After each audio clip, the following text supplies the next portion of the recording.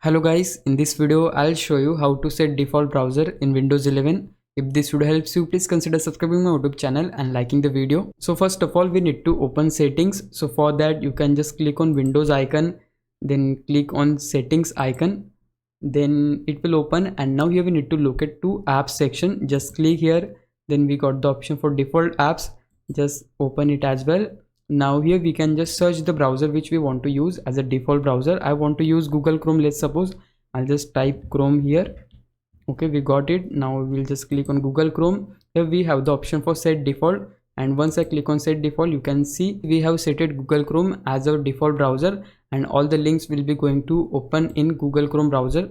So you can see all the necessary links will be open from Google Chrome, but still many of them are set it on Microsoft Edge, which you can change manually.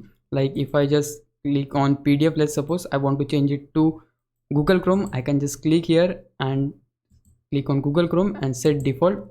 So you can see we have changes as well. So yeah guys, that's how you can do this. Now if you think I was a big help, can you please subscribe my YouTube channel? If you do, I would really appreciate it. But for now, thanks for watching. Bye bye.